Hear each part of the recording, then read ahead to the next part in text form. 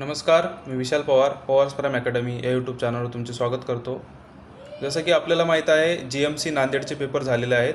तर त्यामध्ये इंग्लिश हा विषय कशा प्रकारे विचारला जातो आणि कोणकोणते टॉपिक महत्त्वाचे आहे, क्वेश्चनचा प्रॉपर अप्रोच का असेल, आपण यामध्ये बघणार आहोत. तर येणाऱ्या GMC संभाजीनगरची, छत्रपती संभाजीनगरची जी भरती असेल त्यामध्ये हे लेक्चर्स खूप उपयुक्त ठरेल. त्याचबरोबर TCS ज्या पण एक्झाम कंडक्ट करतील त्यामध्ये हे व्हिडिओज उपयुक्त ठरतील. ओके, सो फर्स्ट क्वेश्चन आहे, आपल्याला फिल इन द ब्लँक्स विचारलेला आहे. तर त्यामध्ये बघा, first, the students were asked to submit their assignment dash Friday evening at the latest. Okay, तर ऑप्शन आहे by, at, in and on. तर फर्स्ट आपण बघू की बाय फ्रायडे दिलेलं आहे. तर काय येईल, आपल्याला इथं यूज करावं लागेल बाय. कारण सांगतो, ॲट केव्हा यूज करतो आपण, इन केव्हा यूज करतो, ऑन केव्हा यूज करतो आणि बाय केव्हा यूज करतो आपण हे बघून घेऊ अगोदर. जेव्हा आपण असं म्हणतो की मी घरी आहे, ॲट होम आपण यूज करतो. ज्यावेळेस मी कामावर आहे आपण जेव्हा म्हणतो त्यावेळेस ॲट वर्क यूज करतो. ठीक आहे. त्याचबरोबर आपण जसं म्हणतो मी एअरपोर्टला आहे, तर ॲट एअरपोर्ट आपण यूज करतो. ठीक आहे. आणि इन केव्हा यूज करतो आपण, जसं की आपण म्हणतो in the morning, in morning, in evening. ठीक आहे. आणि ज्यावेळेस एखादं इयर पर्टिक्युलर सांगायचं असलं, इन 2025. ठीक आहे. आपण 2025मध्ये सांगायचं असलं तर आपण असं सांगतो. ठीक आहे. त्यानंतर ऑन केव्हा यूज करतो, ज्यावेळेस आपल्याला सांगायचं असलं मी मंडेला ऑफिसला येईल, तर ऑन मंडे येईल इथं. ठीक आहे, मंडे. त्यानंतर ऑन द प्लेन म्हणतो आपण, ऑन प्लेन. आपण इन प्लेन म्हणत नाही, ऑन प्लेन म्हणतो. आणि बसमध्ये सुद्धा आपण ऑन बस यूज करतो. ठीक आहे.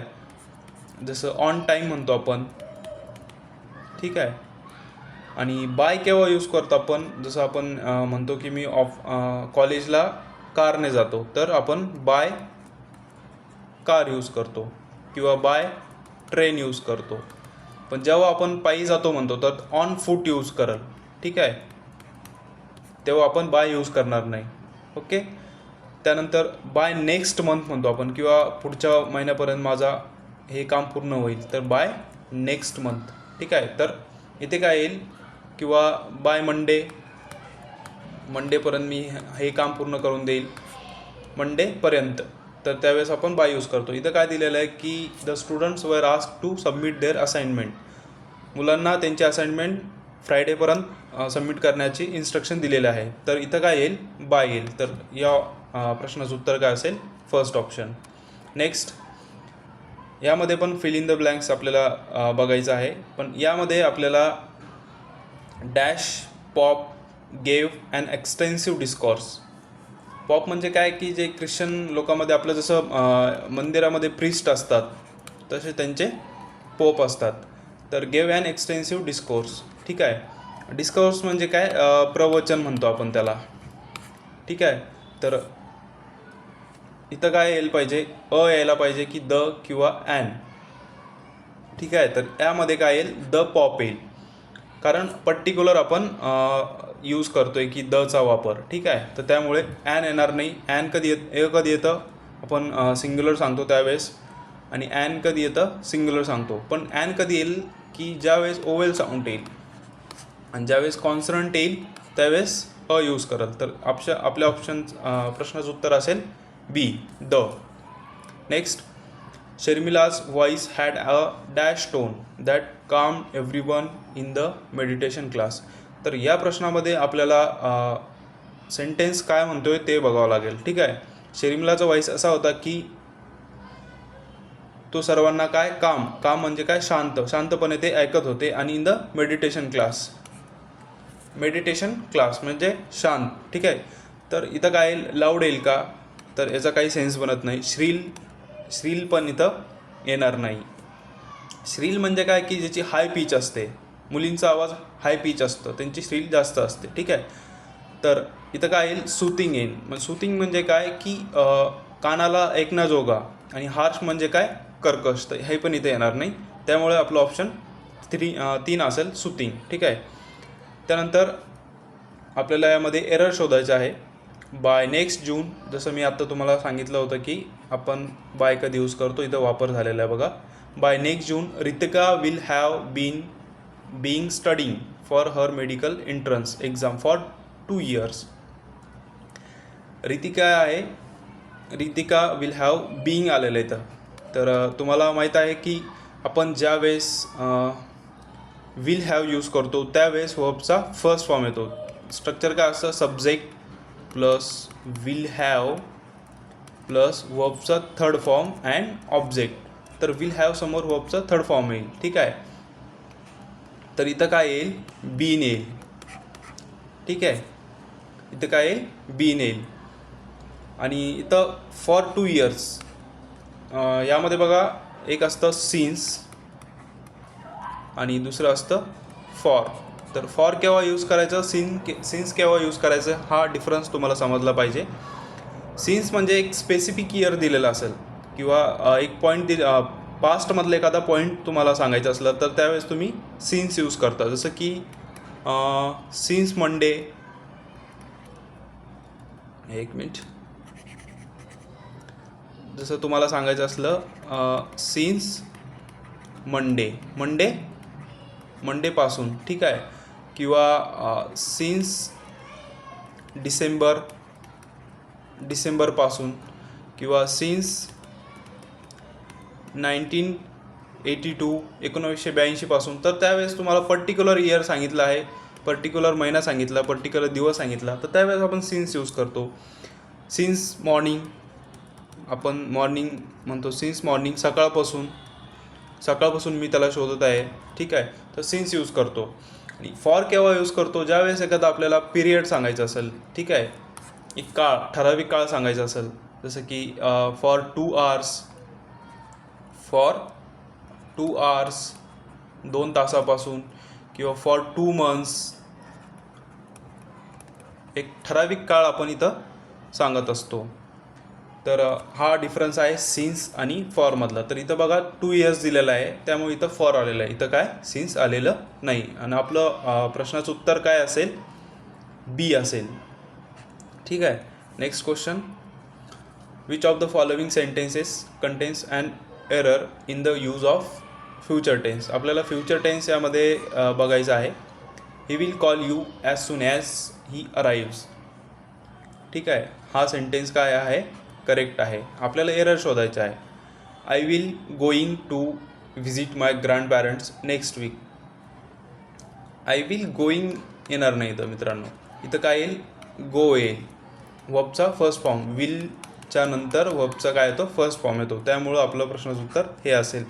शी will meet us at the station tomorrow, हा पण करेक्ट आहे. They will finish the project before the deadline, हा पण करेक्ट आहे. हे बघा इथं फिनिश वर्बचा फर्स्ट फॉर्म, मीट वर्बचा फर्स्ट फॉर्म, इथं कॉल वर्बचा फर्स्ट फॉर्म यूज केलेला आहे. तसंच इथं गो येईल, गोईंग येणार नाही. त्यामुळे आपलं प्रश्नाचं उत्तर काय असेल, 2 असेल. नेक्स्ट, यामध्ये फिल इन द ब्लँक आपल्याला बघायचं आहे. आणि इथं काय यूज केलेलं आहे, करायचं आपल्याला आर्टिकल. ठीक आहे. तर article, Hrithik fixed dash printer that we use in the office. Hrithik fixed dash printer that we use in the office. तर आर्टिकल तुम्हाला माहीत आहे कोणते कोणते आहे, ए, ॲन आणि द. ए कधी यूज करतो आपण, ए आणि ॲन हा सिंग्युलरसाठी यूज करतो आपण. ठीक आहे. सिंग्युलर नाऊन असलं तर त्यावेळेस आपण अ आणि ॲन यूज करतो. ज्यावेळेस एखादी गोष्ट फर्स्ट बेसिक थिंग म्हणजे इथं आपण कधी यूज करतो, ज्यावेळेस कॉन्सनंट साऊंड असेल आणि ज्यावेळेस ओवेल साऊंड असेल. ओवेल म्हणजे काय, स्वरापासून सुरुवात होत असेल तर ॲन यूज करतो, आणि व्यंजनापासून सुरुवात होत असेल तर अ यूज करतो. ठीक आहे. तर यामध्ये आपल्याला द यूज करावं लागेल. द का, the printer that we use in the office, म्हणजे स्पेसिफिक प्रिंटरविषयी बोलत आहे इथं, त्यामुळं द यूज कराल. द केव्हा यूज करतो आपण यामध्ये बघू. ठीक आहे. तर जी गोष्ट ऑलरेडी मेन्शन आहे आणि आपण सेकंड ऑलरेडी नोन आहे, ठीक आहे, मेन्शन किंवा नोन, आणि सेकंड टाईम आपण ती यूज करतो आहे, तर त्यावेळेस द यूज करेल फर्स्ट पॉईंट. सेकंड पॉईंट म्हणजे जी स्पेसिफिक आपण एखादी गोष्टीविषयी बोलतो आहे, जसं की तो त्याच प्रिंटरविषयी बोलत आहे की जे ऑफिसमध्ये यूज करतं, इतर कोणत्याही प्रिंटरविषयी बोलत नाही आहे. त्यामुळं ज्यावेळेस आपण स्पेसिफिक बोलतो त्यावेळेस द यूज करतो. परत आपण कॉमन प्लेसेस अगोदर द यूज करतो, जसं की स्कूल कॉमन प्लेस आहे, हॉस्पिटल कॉमन प्लेस आहे. अशा प्रकारे आपण बँक कॉमन प्लेस आहे, तर त्या अगोदर आपण द यूज करतो, ठीक आहे. त्यानंतर सुपरलेटिव्ह डिग्री असतं.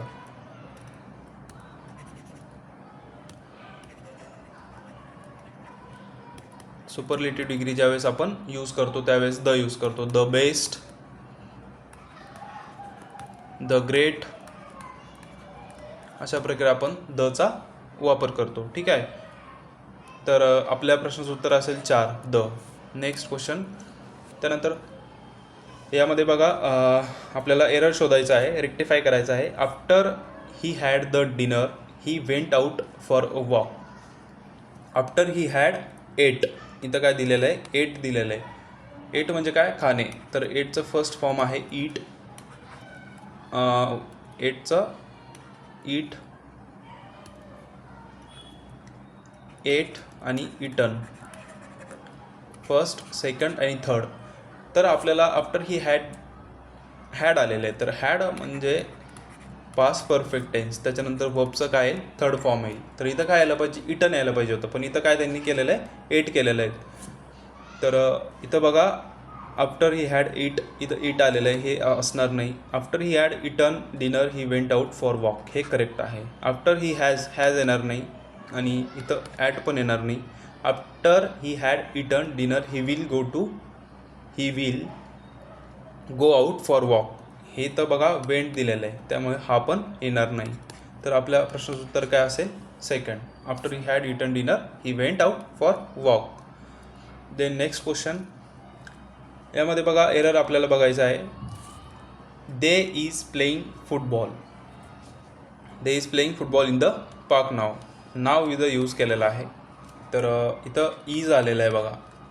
तर आपण इज केव्हा यूज करतो आणि आर केव्हा यूज करतो हे बघू. आय, ही, शी, इट आणि सिंग्युलर नाऊन ज्यावेळेस यूज येईल त्यावेळेस आपण काय करतो, इज यूज करतो, ठीक आहे. आणि यू, दे, वी आणि प्ल्युरल नाऊन, ज्यावेळेस प्ल्युरल नाऊन येईल त्यावेळेस आपण काय यूज करतो, आर यूज करतो. यू समोर आर, दे समोर आर, वी समोर आर. मग इथं दे दिलेलं आहे, तर इथं आर यायला पाहिजे, ठीक आहे. They are playing football in the park, तर कुठं दिलेलं आहे बघा, फर्स्ट ऑप्शनमध्ये दिलेलं आहे, हे करेक्ट आहे. नेक्स्ट क्वेश्चन आहे पॅराजंबलचा. याला आपण पॅराजंबल म्हणतो.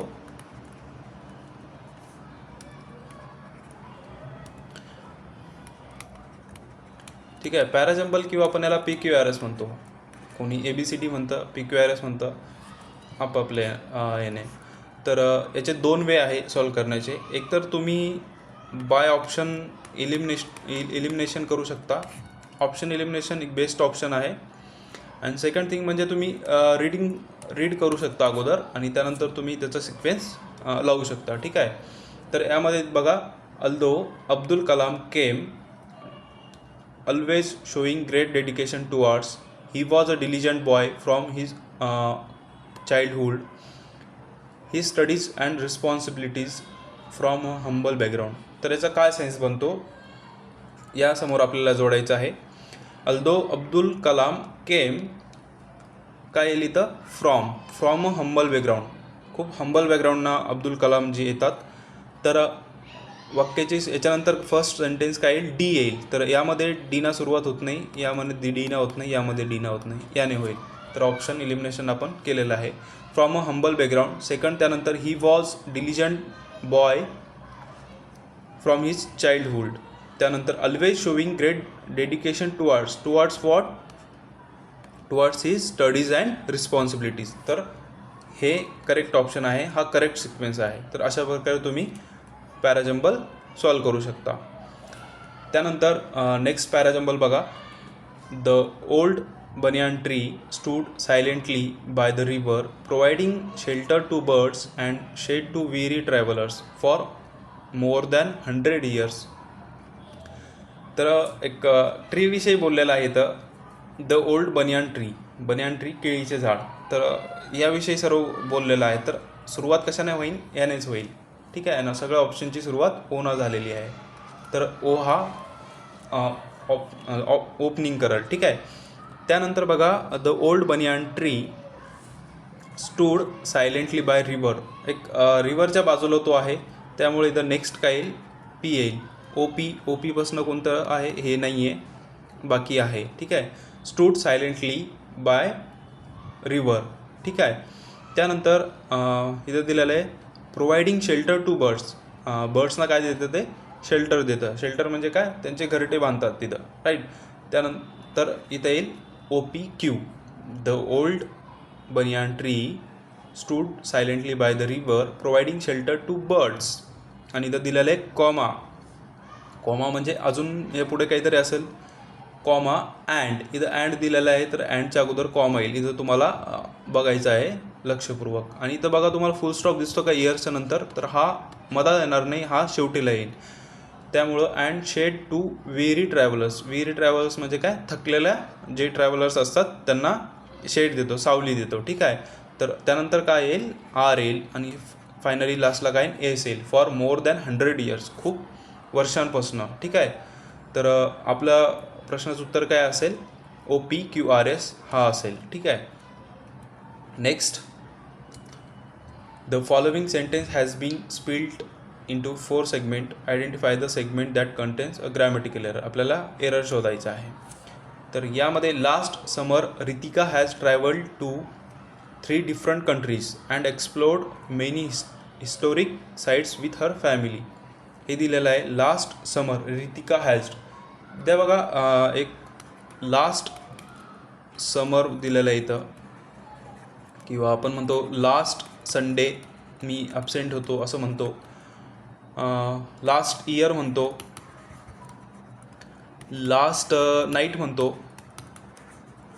जेव्हा असं हे वर्ड्स येईल त्यावेळेस आपण वर्बचा सेकंड फॉर्म यूज करतो, सिम्पल पास्ट टेन्स यूज करतो. ठीक आहे. सिम्पल पास्ट टेन्स यूज करतो.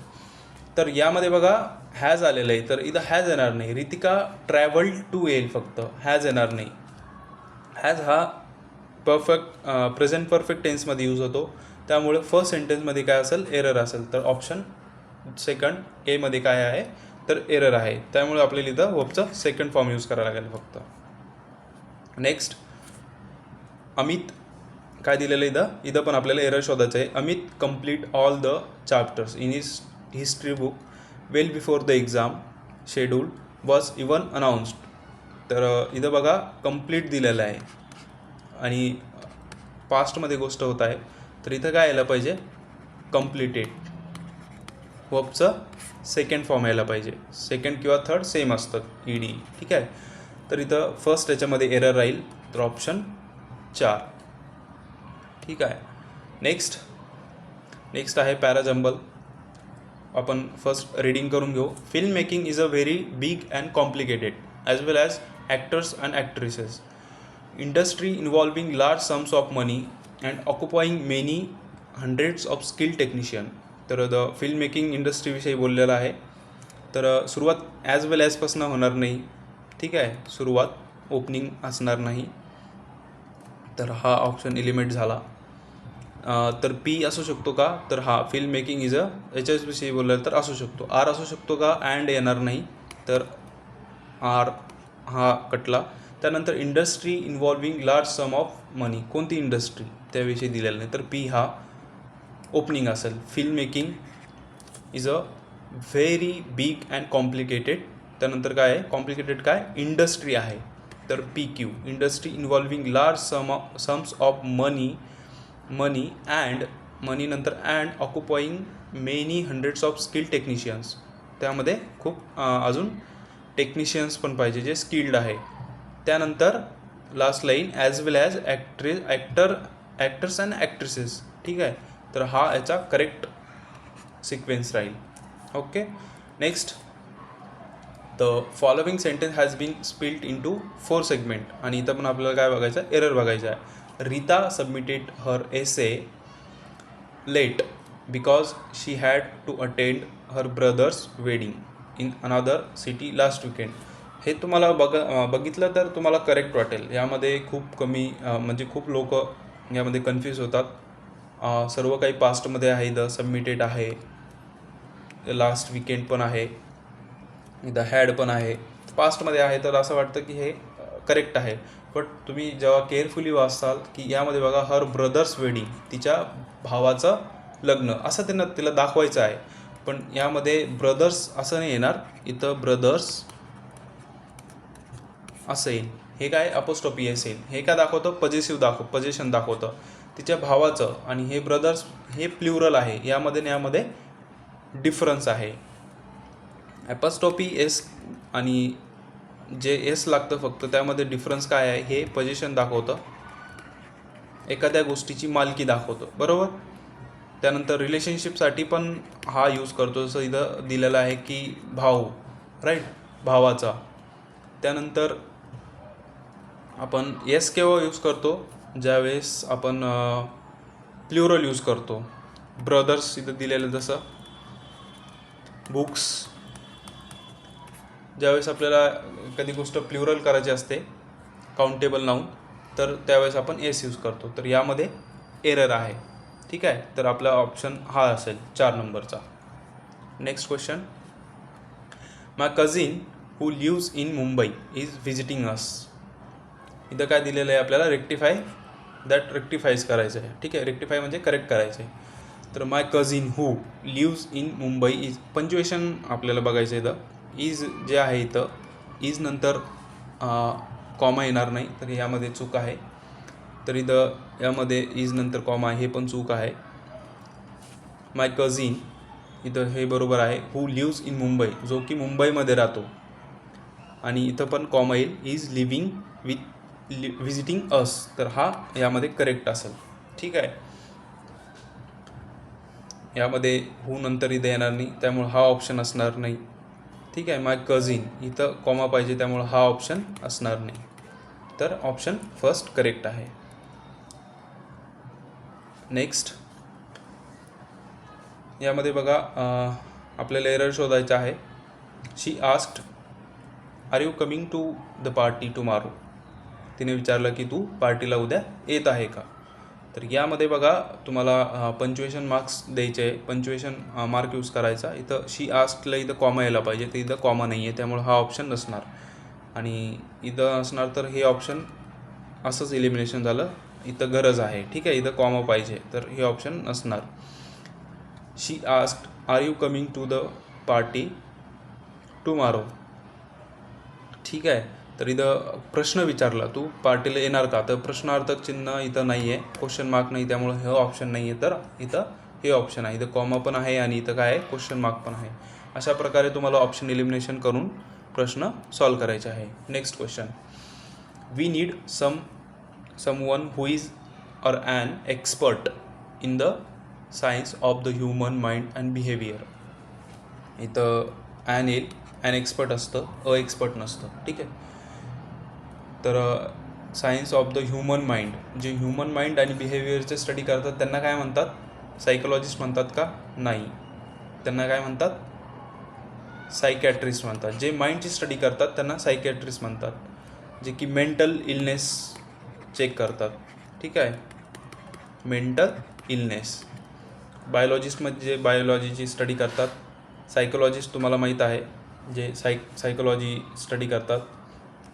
न्यूरोलॉजिस्ट म्हणजे जे की स्पायनल कॉर्ड असतं ना आपलं, स्पायनल कॉर्ड किंवा ब्रेन याविषयी असतात, त्याला न्यूरोलॉजिस्ट म्हणतात. ठीक आहे, तर इथं सायकॅट्रिस्ट करेक्ट ऑप्शन आहे, जे की ह्युमन माइंड आणि बिहेवियरमध्ये काय एक्सपर्ट आहे. सॉरी. ठीक आहे, त्यानंतर प्लेंटी, इथं काय आहे गिवन प्रोव्हर्ब दिलेला आहे. प्रोव्हर्ब आपल्याला जसं आपण म्हणतो, तर हा जो आहे एक्झॅक्ट मिनिंग नसतो याचा.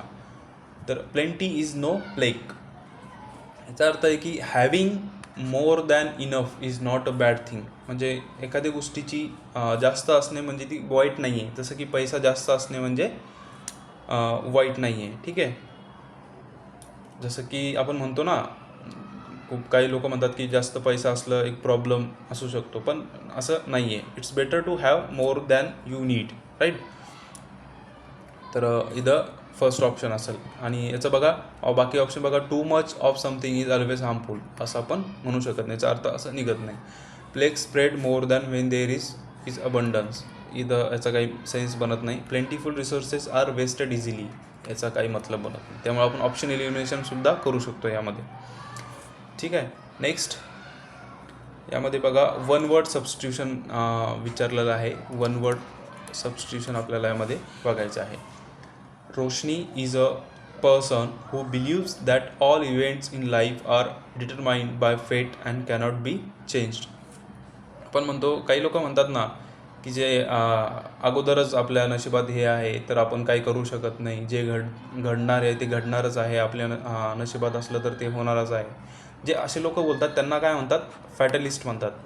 फॅटलिस्ट असे लोक असतात की ते अगोदर प्रीडिटरमाइंड असतात. त्यांचं माइंडसेट तसा बनलेला असतो, तर त्यांना फॅटलिस्ट म्हणतात. ऑप्टिमिस्ट म्हणजे काय, जे पॉझिटिव्ह थिंकिंग करतात, जे पॉझिटिव्ह राहतात त्यांना ऑप्टिमिस्ट म्हणतात. आणि याचा निगेटिव्ह काय आहे, अँटोनिम काय आहे, पेझिमिस्ट. पेझिमिस्ट म्हणजे जे हर एक गोष्टीमध्ये निगेटिव्ह विचार करतात त्यांना पेझिमिस्ट म्हणतात. तर आपल्या प्रश्नाचं उत्तर आहे फॅटलिस्ट. ठीक आहे. नेक्स्ट यामध्ये अँटोनिम शोधायचा आहे, विरुद्धार्थी शब्द. Her explanation was very ambiguous and nobody understood it clearly. Ambiguous म्हणजे काय म्हणता येईल त्याला, की क्लिअर नाही आहे. ठीक आहे. ॲम्बिग्युअसचे काही सिनोनिम बघून घेऊ. ऑब्स्क्युअर हा त्याचा सिनोनिम्स आहे. ठीक आहे. अनसर्टन पण त्याचं काय आहे, सिनोनिम आहे. आणि कन्फ्युजन पण त्याचं काय आहे, सिनोनिम आहे. आपल्याला अँटोनिम विचारलं तर इथं काय क्लिअर येईल. तर याचे काही सिनोनिम्स आहे. अजून वेग पण म्हणतो आपण याला, VAGUE. ठीक आहे. ॲम्बिग्युअसचा सिनोनिम आहे वेग, अनक्लिअर. ठीक आहे. हे आहे याचे सिनोनिम्स. म्हणजे याच्या मोर दॅन पॉसिबिलिटी असू शकतं, काही सर्टन नाही आहे, निश्चित नाही आहे. त्यामुळं तिथं ॲम्बिग्युअस विचारतं, त्याचा मिनिंग आहे. तर क्लिअर त्याचं काय आहे, अँटोनिम आहे. हे बाकीचे इथे काय आहे, सिनोनिम्स आहे. ठीक आहे. ऑप्शन एलिमिनेशन पण आपण यामध्ये यूज करू शकतो. तर तुम्ही बघू शकता कशाप्रकारे TCS प्रश्न विचारतं. ऑप्शन पण त्याच हिशोबाने देतात की जर तुम्हाला एक्झॅक्ट मिनिंग पण माहीत नसला तर बाकीच्या ऑप्शनचा मिनिंग माहीत असला तुम्ही एलिमिनेट करू शकता. त्यानंतर what does the phrase hold water. Hold water म्हणजे पाणी धरणे, याचा अर्थ असं होत नाही. ठीक आहे. जसं शब्दशः अर्थ निघत नाही याचा. तर याचा असा अर्थ होतो की बी लॉजिकली साऊंड ऑर व्हॅलिड. जी एखादी गोष्ट आपण कन्सिडर करू शकतो, व्हॅलिड आहे. ठीक आहे. जसं की आपण म्हणतो ना, her explanation for being late didn't hold water. म्हणजे ती म्हणते ना, मी लेट झाले तर त्याचं काही तूक बनत नाही, हे व्हॅलिड नाही आहे, दुसरंच काहीतरी त्याचं कारण आहे. ठीक आहे. तर बाकी बघा, फ्लो सिमलेसली याचा काही मिनिंग होत नाही. रिमेन हिडन फ्रॉम व्ह्यू असा काही मिनिंग नाही याचा होल्ड वॉटरचा. क्रिएट अननेसेसरी कन्फ्युजन, हे पण याचं मिनिंग नाही. याचं मिनिंग आहे बी लॉजिकली साऊंड ऑर व्हॅलिड. हा खूपदा विचारलेला आहे, तर लक्षात ठेवा. नेक्स्ट क्वेश्चन आपल्याला प्रोव्हर्ब विचारलेला आहे. तर empty vessels make the most noise. जसं मी तुम्हाला सांगितलं, शब्दशः अर्थ घेत नसते प्रोव्हर्बचा. Empty vessel make the most noise. जे म्हणतो ना आपण मराठीमध्ये काय म्हणतो, रिकामी भांडे सर्वात जास्त आवाज करतात. ठीक आहे. किंवा चिल्लर पैसे जास्त आवाज करतात, नोटचा आवाज येत नाही. याच्यातून म्हणायचं काय असतं की जे लोक, people with little knowledge often talk the most. ज्यांच्याकडं थोडं काही नॉलेज असतं ना, ते जास्तच बोलतात. पण जे लोक अभ्यासू आहे, विद्वान लोक आहेत, ते खूप कमी बोलतात. ते तुम्हाला माहीत असेल. तर याचा अर्थ असा आहे की people with little knowledge often talk the most. ठीक आहे. तर empty vessel make the most noise, याचा ऑप्शन नंबर 2 हा उत्तर असेल. त्यानंतर अँटोनिम विचारला आला आपल्याला इथं. ठीक आहे. The clear waters of the Caribbean were a treat for the eyes. तर क्लिअर. ठीक आहे. क्लिअरचं आपल्याला काय अँटोनिम विरुद्धार्थी. तर क्लिअरचं आपल्याला माहिती आहे की डार्क होऊ शकतो, डार्क राहील इथं. ट्रान्सपरंट क्लिअरचं काय सिनोनिम आहे. ट्रान्सपरंट म्हणतो आपण, परत त्याला लुसिड म्हणतो, लुसिड. ठीक आहे. आपण म्हणतो ना क्रिस्टल क्लिअर, क्रिस्टल हा त्याचा आहे. अजून काय म्हणता येईल याला, ऑब्व्हियस म्हणतो आपण. हे याचे काय आहे सिनोनिम्स आहे. ठीक आहे. आणि डेंजरस तर असू शकत नाही, त्यामुळे क्लिअरचं काय आहे अँटोनिम डार्क आहे. Next question. इनकरेक्टली स्पेलिंग आपल्याला विचारले आहे इथं. तर फर्स्ट वर्ड आहे कॅमोफ्लेज. Camouflage CAMOUFLAGE. कॅमोफ्लेज हा करेक्ट स्पेलिंग आहे. याचा अर्थ असा होतो की इतरांना आपण किंवा आपली काही वस्तू दाखवत नाही. ठीक आहे. म्हणजे आपण लपवण्याचा प्रयत्न करतो, तर त्याला कॅमोफ्लेज म्हणतात. ठीक आहे. आणि एक्झॅग्रेट म्हणजे बडून चढून सांगणे, पण इथं स्पेलिंग चुकीचे आहे. याची करेक्ट स्पेलिंग काय आहे EXAGGERAT. एक्झॅग्रेट म्हणजे एखादी छोटी गोष्टला मोठं करून सांगणे किंवा एखाद्या छोट्या प्रॉब्लेमला खूप मोठा प्रॉब्लेम बनवणे, त्याला एक्झॅग्रेट म्हणतात. आणि ॲस्थेटिक तर तुम्हाला माहीत आहे, ॲस्थेटिक व्ह्यू. ठीक आहे. आणि ब्युरोक्रेसी म्हणजे जे आपण नॉन इलेक्टिव्ह ऑफिशियल्स म्हणतो ना. ठीक आहे. नॉन इलेक्टिव्ह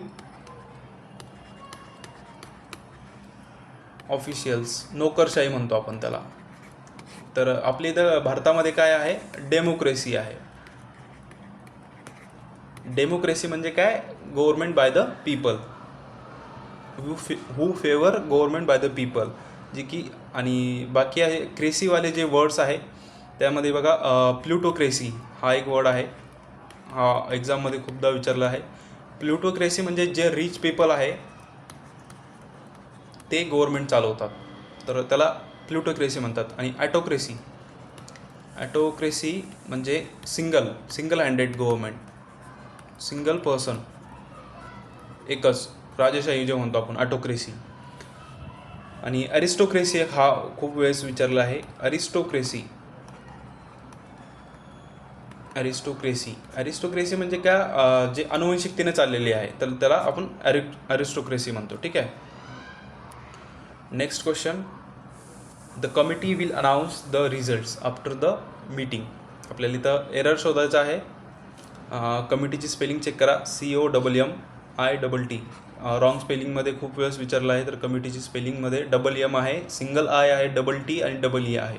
ठीक आहे. त्यानंतर विल अनाऊन्स, तर इथं बघा अनाऊन्सची स्पेलिंग तुम्हाला चूक दिसली आहे. The results after the meeting. तर यामध्ये अनाऊन्सची स्पेलिंग बघा इथं आहे का, इथं आहे. अनाऊन्समध्ये अनाऊन्स झालं आहे, हे चुकीचं आहे. ठीक आहे. हे पण चुकीचं आहे. करेक्ट स्पेलिंग आहे ANNOUNCE अनाऊन्स. तर करेक्ट ऑप्शन काय राहील 4 नंबर. ठीक आहे.